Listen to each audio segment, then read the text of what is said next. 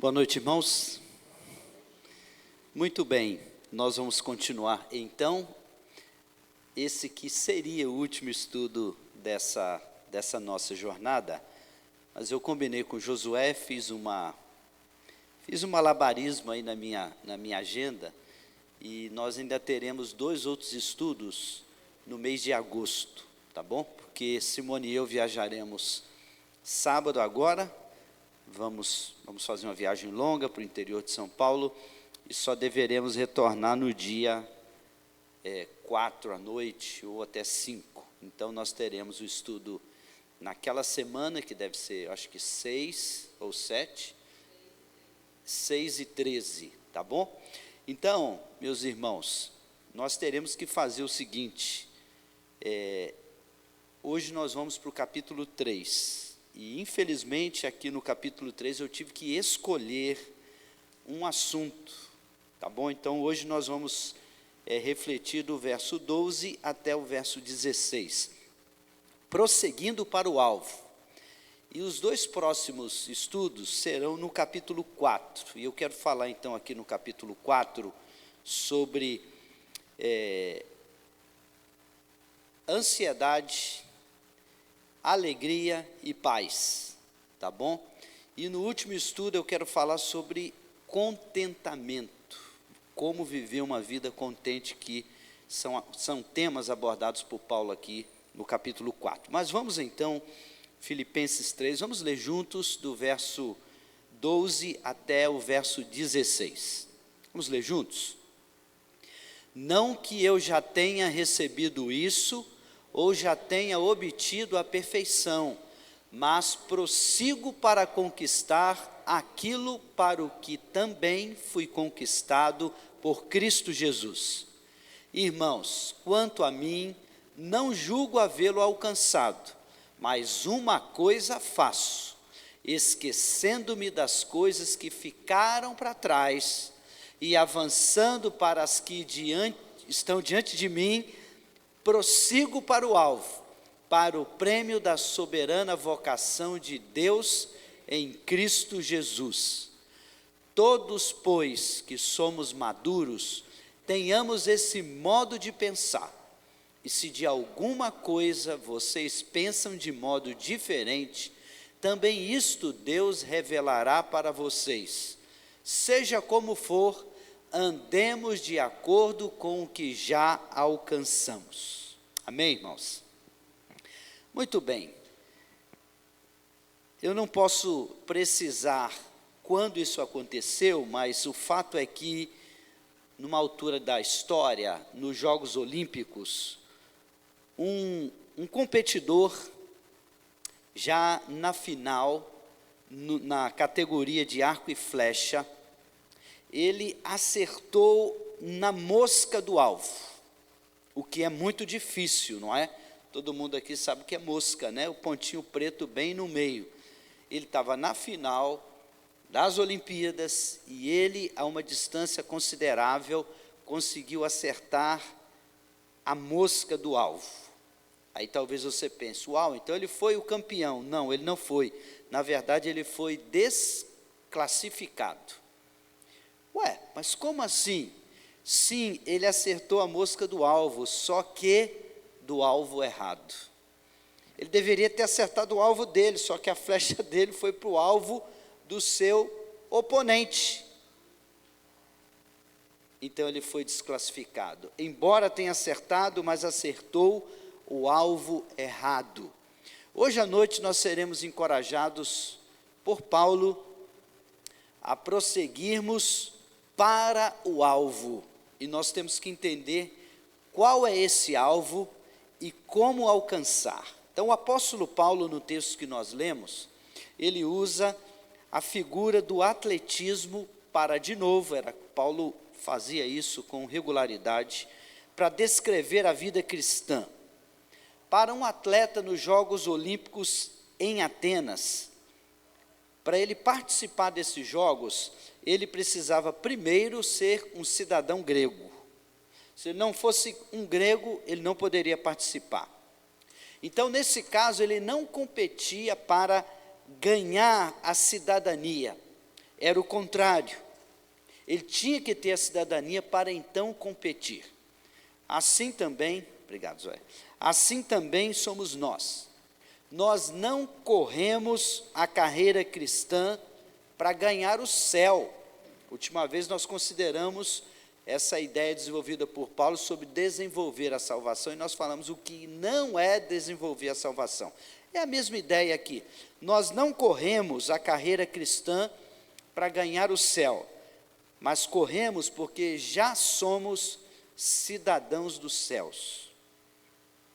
E aqui então no verso 12, Paulo recorre ou reconhece que ainda ele não tinha chegado à perfeição. Ele diz ali, não que eu já tenha recebido isso ou que já tenha obtido a perfeição. Ele reconhece que ele não tinha chegado à perfeição ainda. Aliás, ele fala isso duas vezes. Ele fala isso no verso 12 e no verso 13. Mas o que é perfeição aqui no texto que Paulo escreveu? Perfeição aqui significa pronto, que não precisa de mais nenhum aperfeiçoamento, alguém totalmente pleno. Então Paulo está dizendo, eu não cheguei nesse ponto ainda.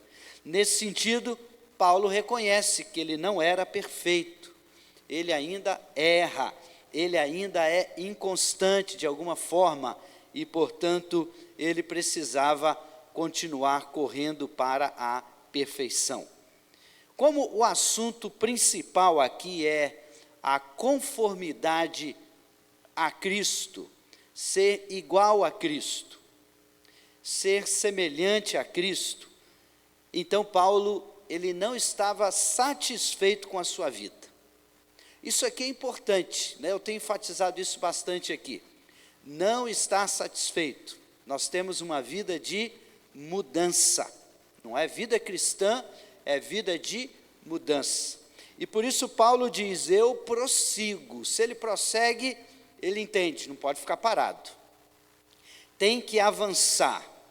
Ele prosseguia para conquistar a santidade, ele prosseguia para conquistar a perfeição espiritual, ele prosseguia para alcançar o caráter pleno de Cristo em sua vida, e finalmente, vamos entender isso melhor, ele prosseguia para alcançar o próprio Cristo. Ele já era convertido, mas nós vamos entender daqui a pouco o que significa isso, não é prosseguir para o alvo, para o prêmio. Então, pensando na corrida, na vida cristã, interessante é que Paulo não se comparava com outros para medir a si próprio. Ele se comparava com Cristo. Uma das características, então, dessa maturidade é a consciência da própria imperfeição. Quanto mais convictos que somos espiritualmente, quanto mais maduros somos, mais conscientes também somos da nossa fragilidade, da nossa pecaminosidade, dos nossos erros. Porque quanto mais próximo de Deus, se a palavra de Deus é o espelho, quanto mais próximo desse espelho, mais nítida fica a imagem e as nossas imperfeições. Olhe-se no espelho, não é? Olha de longe, que beleza. Chega de pertinho, especialmente aquele espelho que amplia, né? A gente toma até um susto às vezes. Essa é a ideia aqui, a consciência da própria imperfeição. Isso é um sinal de maturidade espiritual. Imaturos espiritualmente não se preocupam com a sua vida espiritual. Muito menos se estão crescendo ou se estão falhando diante de Deus. Imaturos não têm o coração nessas coisas. Isso é prova da maturidade, que é um exemplo de que a presunção espiritual é um engano e um sinal evidente de imaturidade espiritual. Quando a gente acha que a gente é alguma coisa, a gente pode cair do cavalo e descobrir que a opinião de Deus para nós é completamente diferente. Eu vou dar alguns exemplos aqui. Primeiro, a igreja de Sardes, uma das 7 igrejas do Apocalipse. O que essa igreja dizia de si mesma, Apocalipse 3:1. Ela se julgava uma igreja viva, mas na avaliação de Jesus, ela estava morta. E que tal a igreja de Laodiceia? Se considerava rica, abastada, não precisava de nada, mas Jesus a considerou pobre, cega e nua, Apocalipse 3:17. Isso pode acontecer conosco também. Alguns cristãos erram porque se medem olhando para os outros. Então, comparando-se com outros, eles se sentem melhores, capazes, mais habilidosos e até mais espirituais, mais fiéis, ao invés de olhar para Jesus, que é o caso de Paulo. Olhando para Jesus, Paulo sabia, eu ainda não cheguei lá, eu ainda não alcancei a perfeição, e por isso ele diz, eu prossigo. Para onde? Vamos entender a construção que o próprio Paulo está fazendo. Ele prossegue para onde? Ele diz, para conquistar aquilo para o que também eu fui conquistado por Cristo. Dá para entender? Paulo está dizendo, eu prossigo para conquistar aquilo para o que eu fui conquistado por Cristo. Então, em outras palavras, Paulo fala sobre a conquista da conquista, ou que ele foi conquistado para conquistar. Vamos entender isso. Paulo foi conquistado por Cristo Jesus, amém? Você e eu também fomos conquistados por Cristo Jesus, e agora que somos de Cristo, há um propósito. Já que somos de Cristo, Ele quer que a gente conquiste algo mais, agora a partir dEle. E é isso que nós vamos entender, alcançar aqui o quê? Nós queremos viver a vida tendo Cristo como a motivação e tendo Cristo como o alvo final dela. Então, Paulo está dizendo, eu prossigo para conquistar aquilo para o que também eu fui conquistado por Cristo Jesus. Então, há algo que o Senhor quer que nós conquistemos, e nós vamos entrar no texto. Por exemplo, 1 Pedro 1,9, Pedro diz assim, obtendo o fim da vossa fé, a salvação da vossa alma. A salvação na sua fase final. Qual é a fase final da salvação? Estar com Cristo, pessoalmente com Cristo, ter tudo que Cristo tem, ser herdeiro com Cristo, ou co-herdeiro, ser como Cristo é, estar pessoalmente com Cristo. Esse é o final da salvação, é isso que vai acontecer quando você e eu dermos o nosso último suspiro aqui, ou quando nós o encontrarmos, o Senhor vindo nas nuvens para buscar a sua igreja, quando nós então subirmos para o encontro com Cristo nos ares, aí a nossa salvação vai se consumar, é a glorificação. É isso que Paulo está dizendo, ele já tinha Cristo, ele mesmo está falando, eu fui conquistado por ele, eu pertenço a Jesus, mas há algo ainda melhor que está por vir, e por isso eu prossigo para o alvo. Aí vamos então entender melhor, verso 13. Irmãos, quanto a mim, não julgo havê-lo alcançado. Ele sabia que ele não tinha alcançado ainda. Então, vamos entender o que fazer ou como alcançar essa perfeição que Paulo disse que ele ainda não tinha alcançado. Algumas coisas que você precisa responder. O que fazer? Ao responder essa pergunta, Paulo usa então, de novo, a metáfora da corrida olímpica. E a corrida, ela tem 3 elementos. O primeiro elemento é o percurso. O segundo elemento é o alvo, onde é que a gente quer chegar. E o terceiro elemento é o prêmio, o que a gente vai ganhar. Toda corrida tem isso. Aplicando para nós, que é a aplicação espiritual que Paulo faz, o percurso dessa corrida é a vida cristã. É a corrida, ou como o autor aos Hebreus também fala na versão antiga, a carreira da fé. Então, o percurso é a vida cristã. Enquanto você viver aqui andando com Cristo, você tem que prosseguir para o alvo, prosseguir para alcançar a perfeição, porque você e eu ainda não alcançamos. E o alvo, o que é o alvo? É o fim da prova, é a linha de chegada, não é?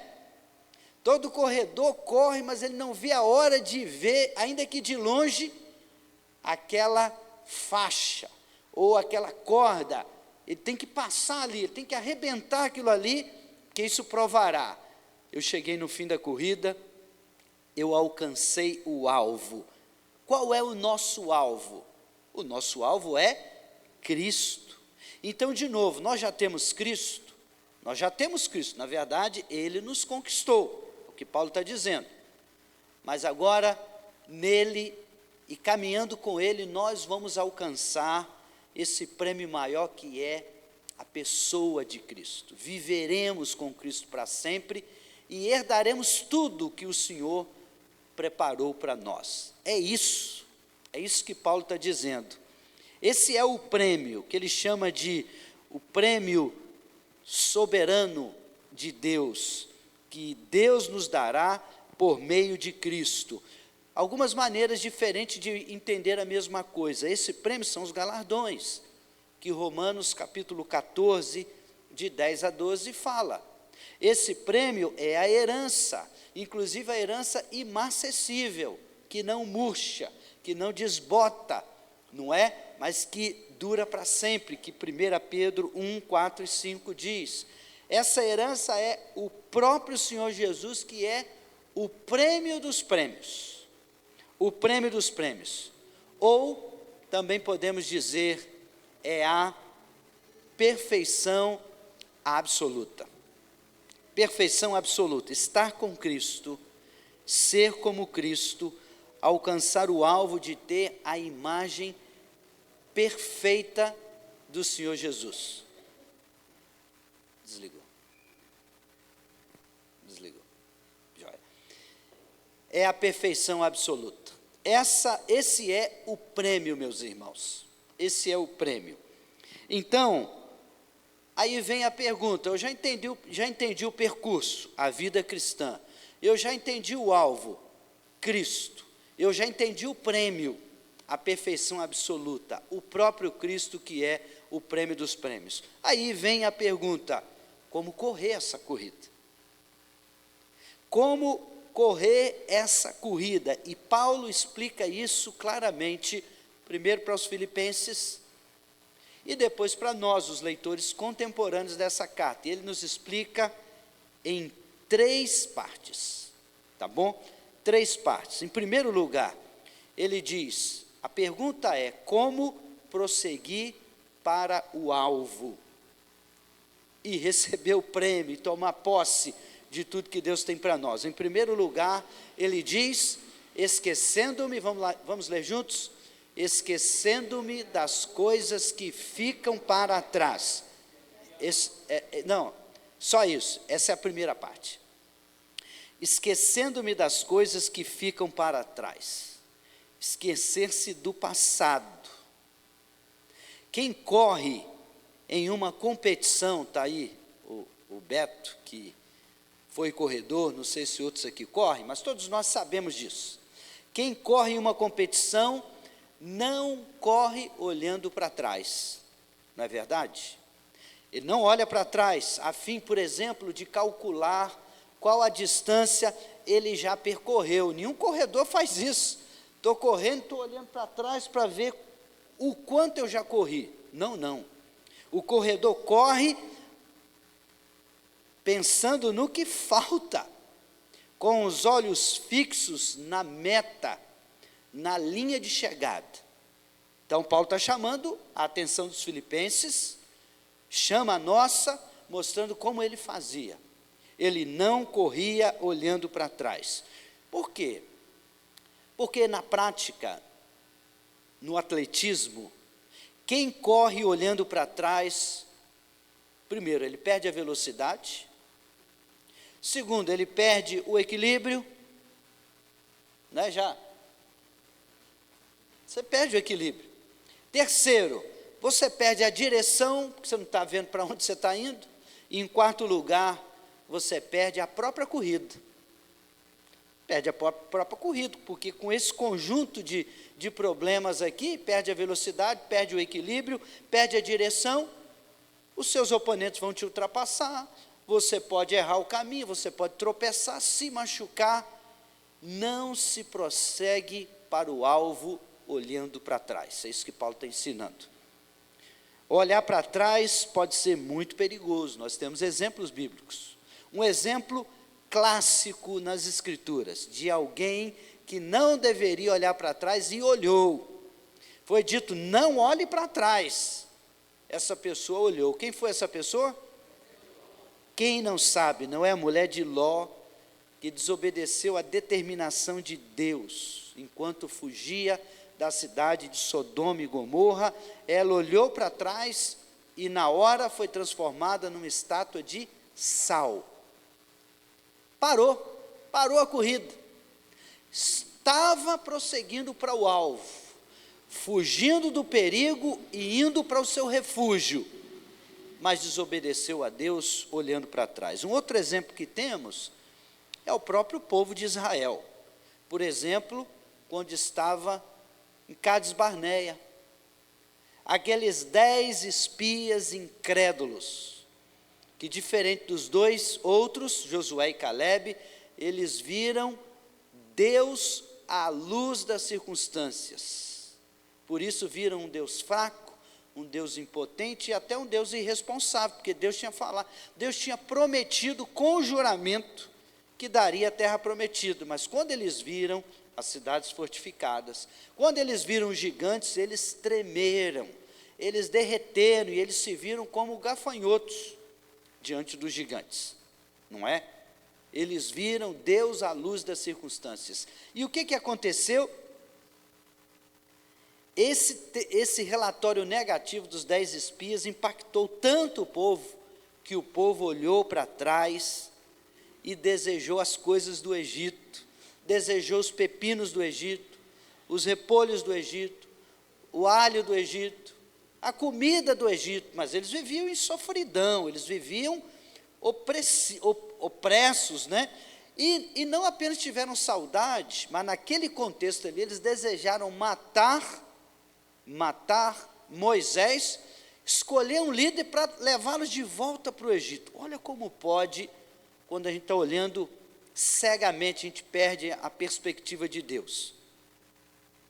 Então, aquele que prossegue para o alvo, tem que se esquecer do que fica para trás, tem que se esquecer do passado. Eu vou aplicar isso aqui, mas eu queria citar Lucas 9:62, aquele que lança a mão no arado e olha para trás, não é apto para o reino de Deus. Essa ilustração aqui que o Senhor Jesus usa para aplicar essa verdade espiritual, era muito óbvia na época de Jesus, porque o que arava, era um arado, né, de madeira com uma ponta que tinha que entrar dentro da terra para rasgar a terra com a tração dos bois, os bois puxando. Então, era um exercício incrível. Primeiro, ele tinha que manter o arado em posição. Segundo, ele tinha que inclinar o arado o tempo todo para baixo. Terceiro, ele tinha que olhar o terreno, porque se aquela ponta de madeira pegasse numa pedra, quebraria a ferramenta dele. Quarto, ele tinha que manter o arado alinhado entre as pernas do boi. Agora imagine, toda essa concentração, todo esse cuidado, imagine se o arador olha para trás. Vai dar muito problema, não vai? Por isso o Senhor Jesus diz, quem lança a mão no arado, não pode olhar para trás. Paulo está nos ensinando isso então. Paulo sabia o que estava dizendo. Para prosseguir para o alvo, é necessário esquecer-se das coisas que para trás ficam. O passado é passado. E se Paulo não esquecesse o passado, a sua vida seria um inferno. Põe aí, por favor, 1 Timóteo, capítulo 1, verso 12. 1 Timóteo 1, 12.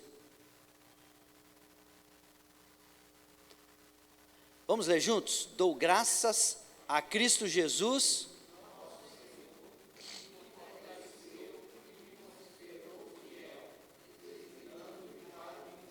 O que ele quer dizer? Ele vai explicar no verso seguinte. Pode passar? A mim, perseguidor e insolente, mas alcancei misericórdia, pois fiz isso na ignorância, na incredulidade. Vamos ficar só até aí. Paulo sabia o passado que teve, foi um perseguidor da igreja, mas ele aceitou o perdão, a graça e a misericórdia de Deus. Isso não foi mais um aguilhão alfinetando a sua consciência, o seu coração. Ele aceitou o perdão de Deus e isso ficou para trás. Agora imagine também se Paulo não abandonasse os seus méritos do judaísmo, porque ele falou isso aqui no capítulo 3, nos versículos anteriores, aqui eu precisei saltar. Mas na luta contra os falsos mestres, contra os judaizantes, os falsos mestres, Paulo então dá uma lista de quem ele era, o que ele fez, não é? Tudo que ele alcançou, e no final ele disse, por causa da sublimidade de Cristo, eu considerei isso tudo esterco, perda, por causa de Jesus. Agora ele tem a lente, ele está usando os óculos do Senhor, ele está olhando a sua vida pregressa, e ele está reconhecendo, aquilo tudo foi importante para os outros, para a religiosidade, mas agora quando eu vejo a partir de Cristo, isso é nada, isso é esterco, isso é refúgio, não é? E se Paulo então não abandonasse os seus méritos do judaísmo, ele não descansaria na graça de Deus. Então ele sabia, meus irmãos, o cristão não pode ser destruído pela preocupação quanto ao passado, aqui ele diz no verso 13, nem quanto ao futuro, que ele vai falar no capítulo 4, versos 6 e 7, sobre ansiedade, aquela preocupação com aquilo que pode acontecer, que comumente não acontece. Então nós não podemos ser guiados por essas coisas, o passado não pode nos prender, nem determinar ou controlar a nossa vida hoje. Um passado, por exemplo, de grandes realizações, pode nos controlar hoje, sabia? Nos fazendo, por exemplo, satisfeitos, sossegados, parados, desmotivados. Eu já fiz tanto, aí eu fico olhando para o passado, eu já fiz tanto, eu já corri tanto, eu já trabalhei tanto, eu já fiz... Aí hoje eu não estou fazendo nada porque eu estou satisfeito com o que eu fiz. Paulo era da opinião de que a satisfação é o túmulo do progresso. A satisfação é o túmulo do progresso. Quando a gente fica satisfeito com o que fizemos, a gente sepulta hoje qualquer possibilidade de avanço pessoal, espiritual, ministerial. Um passado de lutas, frustrações, decepções, amarguras, traumas, essas coisas também podem controlar o nosso coração hoje, não é verdade? Tirando o oxigênio da nossa fé, tirando o entusiasmo da nossa esperança hoje. Quantos cristãos ainda continuam presos ao passado? E deixa eu te dizer, escute bem isso aqui, eu não vou aprofundar, porque não é o tema. Mas escute bem o que eu vou te dizer, o passado não existe. O passado não existe, porque se o passado existisse, todos nós poderíamos voltar lá e resolver as coisas, resolver as pendências. Eu não estou dizendo que o que nós experimentamos no passado não é relevante. Eu acabei de listar aqui lutas, frustrações, decepções, amarguras, traumas que vivemos antes, sim, podem influenciar a nossa vida hoje, mas o passado em si não existe. De novo, se ele existisse, a gente podia ir lá e resolver. Se o passado não existe, o que é o passado hoje? O passado hoje é um conjunto de memórias, é um conjunto de pensamentos, é um conjunto de lembranças. E se o passado é isso, então a solução para o passado, porque a Bíblia diz para a gente renovar a mente. Você pode ver mudança bíblica, Paulo fala isso em Efésios, fala isso em outros lugares, ele fala isso em Romanos. Renovação da mente, pensar a nossa vida a partir de Cristo, isso resolve os problemas do passado. A gente aprende a lidar, a responder com traumas, decepções, frustrações, esses problemas todos, que hoje são memórias que impactam as nossas emoções. Entenda isso. Aquilo que você crê que são os pensamentos, aquilo que você crê determina as suas emoções, e as suas emoções definem o seu comportamento. Então, uma pessoa faz o que faz por causa daquilo que ela crê. Por isso que a Bíblia diz que a gente tem que pensar certo, pensar biblicamente, mudar o padrão de pensamento para o padrão bíblico.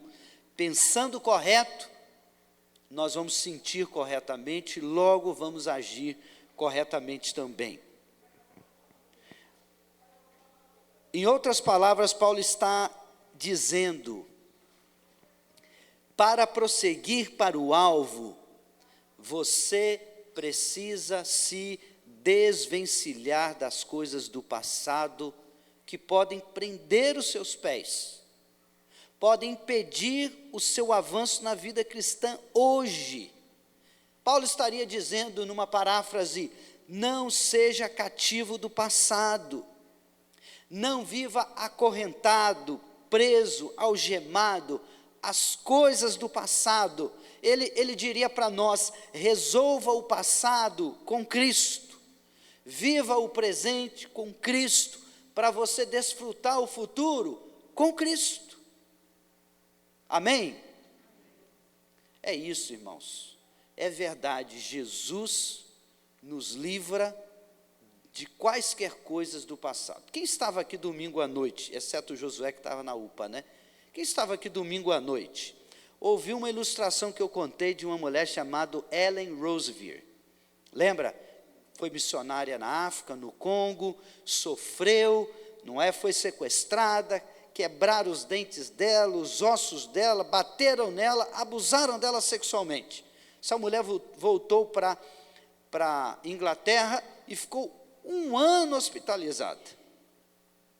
Ossos quebrados, trauma no coração. Quando ela recebeu alta hospitalar, ela falou para os líderes da sua agência missionária, eu volto para o Congo, porque Deus me quer lá. Ué, e o passado? Não esquece do passado. Deus está dirigindo, prossiga para o alvo. Obediência, confiança no Senhor Jesus. Nós não somos escravos do passado. Amém, irmãos? Então, a gente tem que recorrer a Cristo para lidar com os traumas, as lutas, as dificuldades. No Senhor Jesus, nós podemos ficar libertos do passado. Mas também esse outro aspecto do passado, realizações. A gente ficar satisfeito demais com tudo que a gente fez, e aí a gente para de trabalhar. O nosso futuro será, de fato, uma frustração, não é? Isso nos leva ao segundo ponto aqui, que é a segunda consideração de Paulo. Como é que a gente prossegue para o alvo, para a perfeição? Em primeiro lugar, deixando as coisas que para trás ficam. Em segundo lugar, vamos ler juntos? Avançando para as que estão diante de mim. Essa é a segunda maneira. Avançar para as que diante de mim estão. O que Paulo está dizendo aqui? Note que Paulo não fala do futuro. Ele não está falando do futuro aqui, gente. A sua ênfase está nas coisas que estavam diante dele, ou seja, o hoje. A sua realidade, exatamente. O que é realidade? É o que está diante de você hoje. É isso que Paulo está dizendo. Ele avança hoje para o que está diante dele e assim ele prossegue para o alvo. Agora pense comigo. Qualquer planejamento que você fizer para o futuro, você fará quando? Hoje. Certo? Você tem em vista o futuro, mas você faz esse planejamento hoje. Sabe por que você faz ele hoje? Porque o futuro também não existe. Já parou para pensar nisso? O futuro não existe. Na verdade, o amanhã também não existe. Na verdade, nem o depois existe. O que existe? É o agora. Por isso que a Bíblia fala tanto. Hoje, se você ouvir a voz, hoje, não endureça o seu coração. Hoje é o agora. Então, qualquer plano, qualquer alvo, qualquer meta, qualquer projeto, qualquer sonho, qualquer desejo, qualquer aspiração, qualquer coisa que você faça para o futuro, você realmente o faz hoje. Porque o futuro não existe. E se você ficar de braços cruzados, apenas esperando, apenas numa grande expectativa, sabe o que vai acontecer? O que você planejou nunca acontecerá, porque você não avançou no hoje, não prosseguiu no hoje para o alvo. Então, ao invés de ser uma expectativa, o alvo se torna uma utopia. Sabe o que é utopia? Utopia é um sonho irrealizável. Nunca vai acontecer. Assim pode ser, se você não faz o que precisa fazer hoje, o amanhã jamais se realizará, jamais acontecerá. Então o futuro é um lugar imaginário que será construído com a realidade do hoje. Por isso Paulo fala, avançando para as coisas que estão diante de mim, hoje eu prossigo para o alvo. Aí eu quero aplicar isso a nós. A pergunta é, o que está diante de você e de mim hoje? O que queremos ser amanhã dependerá exclusivamente das nossas decisões, ações e atitudes hoje. Sobre o que você deve avançar para prosseguir para o alvo? Com certeza, você e eu temos inúmeras oportunidades para avançar, por exemplo, na adoração ao Senhor, no serviço ao Senhor e na sua igreja, no crescimento na palavra, avançar nas decisões para viver uma vida de santidade e crescimento espiritual, avançar para o alvo de ser mais útil no reino, para ter uma entrega incondicional a Cristo e a sua obra, avançar para o alvo de desenvolver relacionamentos saudáveis, que agradam a Deus, e inclusive resolver pendências relacionais com outros. O alvo de ser igreja, de ser uma bênção no corpo de Cristo, servindo o outro, encorajando o outro, sendo um modelo para ele. Está vendo? Muitas áreas aqui que devem ser, em alguma medida, a nossa motivação para progredir, prosseguir para o alvo. Então, nós devemos considerar isso, porque Paulo prosseguia para as coisas que estavam diante dele, no hoje. Deu para entender, irmãos? Deu para entender? O futuro não existe, é o hoje. Paulo não fala do futuro, Paulo fala do agora. Em terceiro lugar, Paulo diz então, esquecendo-me do passado e trabalhando hoje no presente, é assim que eu prossigo para o alvo. É assim que eu prossigo para o prêmio da soberana vocação de Deus em Cristo Jesus, é o que ele diz no verso 14. Paulo era um cristão determinado, e aqui ele nos ensina o princípio do prossigo para o alvo.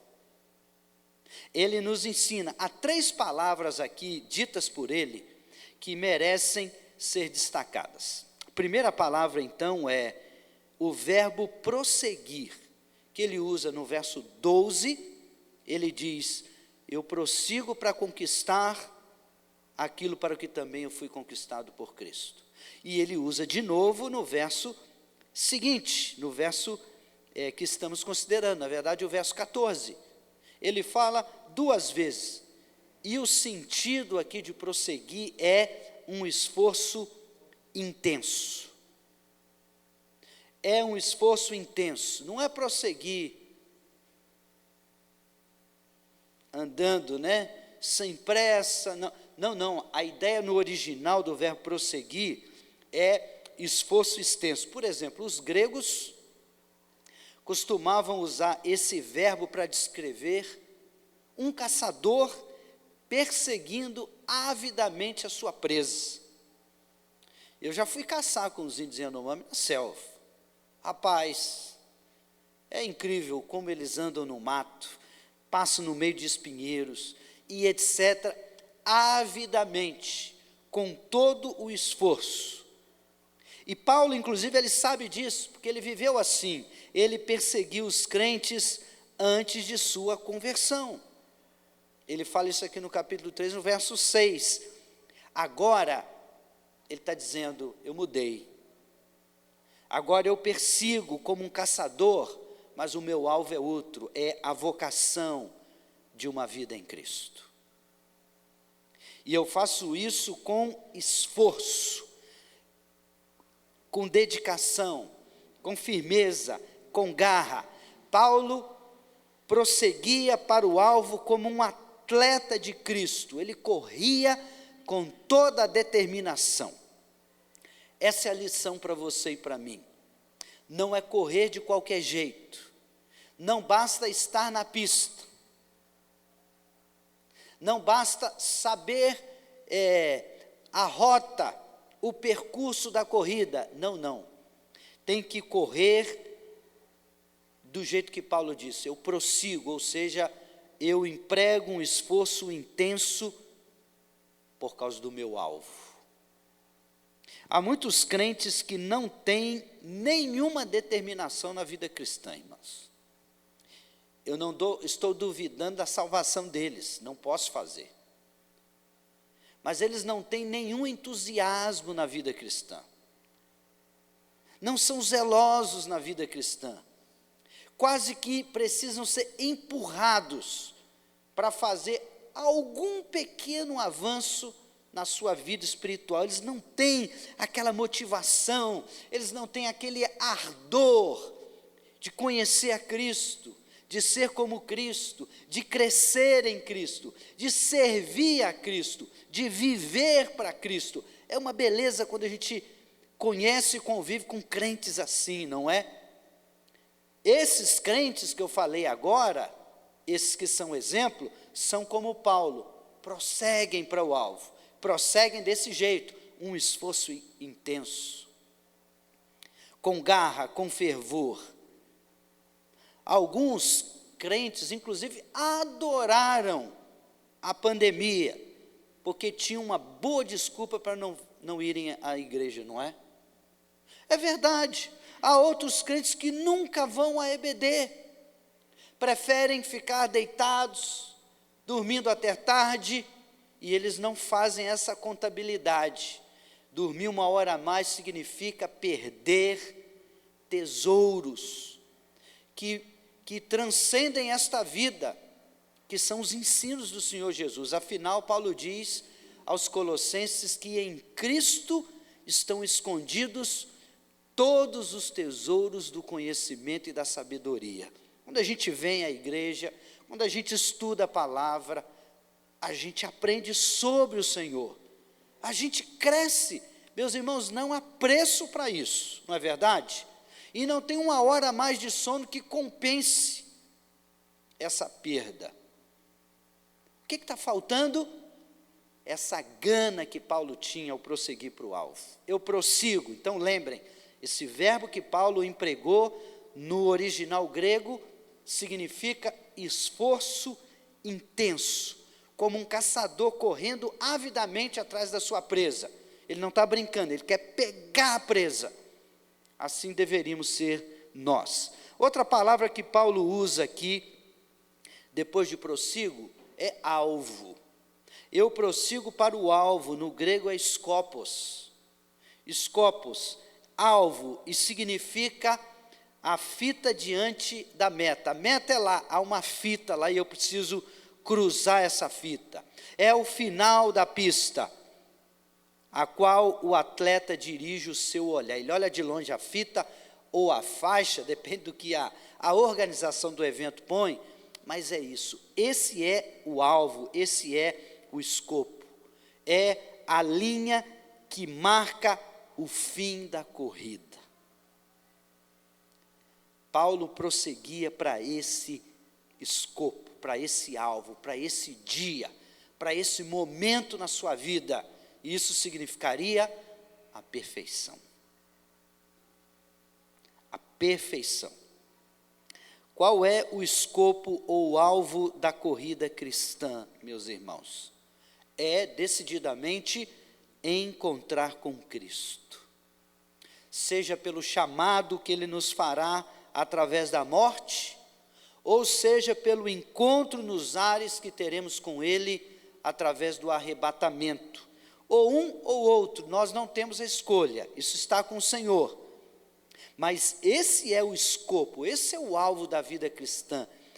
Cristo, ser como Cristo, estar na infinitude com Cristo, receber tudo que Cristo nos dará, tudo que Ele nos prometeu. Isso nos leva à terceira e última palavrinha, então. Prossigo para o prêmio da soberana vocação de Deus em Cristo Jesus, não é? É o prêmio.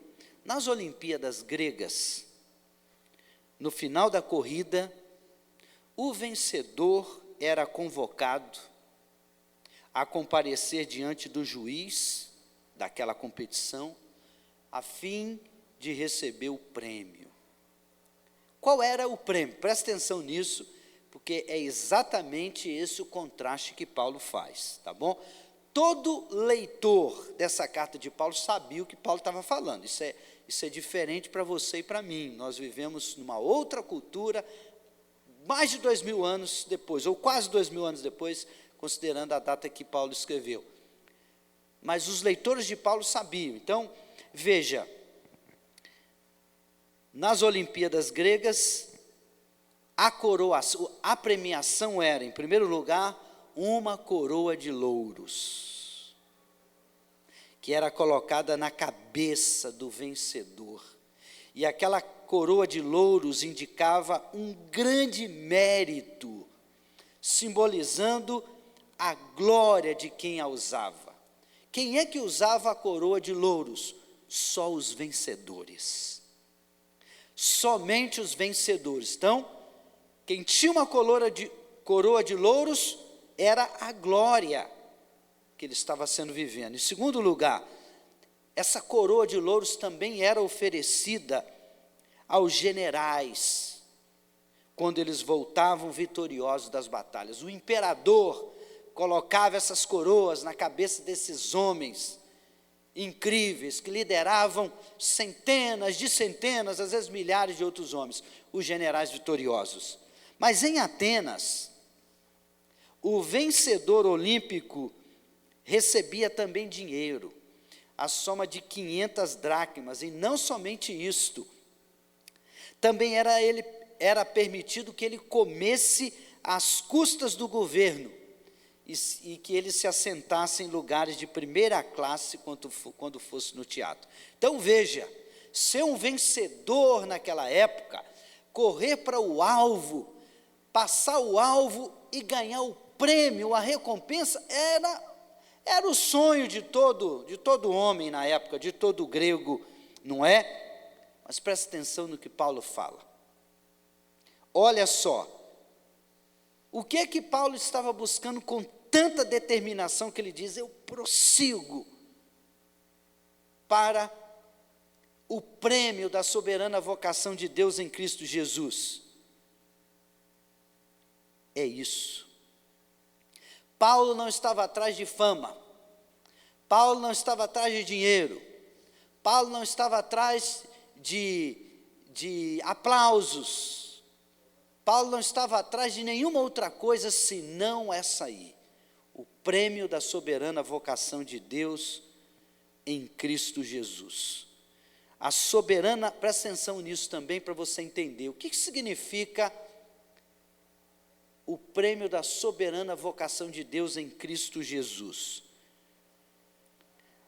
A soberana vocação de Deus em Cristo Jesus abrange todos os propósitos que Deus tinha em mente ao nos salvar. A salvação em si, ou seja, a consumação dela, quando ficaremos livres da nossa natureza pecaminosa, a conformidade total a Cristo, seremos como Cristo é, também de sermos co-herdeiros com Cristo, tudo que pertence a Cristo, pertencerá a você e a mim. Co-herdeiro significa que nós vamos herdar, junto com Cristo, tudo. Olha que coisa, significa ter um lar nos céus, significa reinar com Cristo, e significa estar com Ele para toda a infinitude. É disso que Paulo está falando. Esse é o prêmio, meus irmãos. Na corrida terrena, aqui nesse mundo, o prêmio é perecível. Na corrida celestial, o prêmio é incorruptível. Paulo fala isso em 1 Coríntios 9, 25. De novo, Paulo não está atrás de prosperidade, Paulo não está atrás de saúde, nem de sucesso, nem de fama. A sua ardente aspiração é Jesus, que é o prêmio dos prêmios. Essa deve ser também a nossa maior aspiração. E isso deve nos levar a uma reflexão, não é? Isso ardia no coração de Paulo. Ele sabia, eu não alcancei ainda a perfeição, mas o que eu faço? Eu prossigo para o alvo, me esqueço das coisas que para trás ficam. O passado não pode ser um impedimento para eu avançar, mas eu avanço no presente para o que está diante de mim, e assim eu prossigo para o alvo, para ganhar o prêmio. Disto eu não abro mão, eu desejo demais. É o que Paulo está dizendo para você e para mim. Ben Johnson, corredor americano, nas Olimpíadas de Barcelona, ele venceu a prova dos 100 metros, mas depois ele perdeu a sua medalha de ouro, por constatar que ele violou as regras da competição. Ele teve que devolver a medalha e perdeu a sua posição, porque ele não correu segundo as regras. É assim que Paulo termina aqui, meus irmãos, no verso 16. Eu vou ler o 15 para você entender o 16. Todos, pois, que somos maduros, tenhamos esse modo de pensar. E se em alguma coisa vocês pensam de modo diferente, também isto Deus revelará para vocês. Verso 16. Seja como for, andemos de acordo com o que já alcançamos. Essa palavra andemos no grego é um termo militar que significa permanecer em linha. O militar não sai da linha, ele tem que ficar na linha. E, inclusive, nos jogos gregos, os juízes desses jogos, eles eram extremamente rígidos com respeito aos regulamentos. E o atleta que cometesse qualquer infração, ele era imediatamente desqualificado.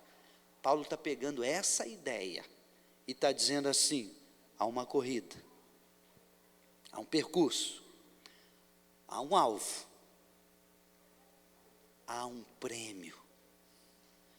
Vamos correr, vamos prosseguir com toda intensidade, mas seguindo as regras do reino. Vamos correr segundo Deus, vamos correr segundo o Evangelho, vamos correr com toda a dedicação. Amém? Que Deus nos abençoe. Amém. Zoé.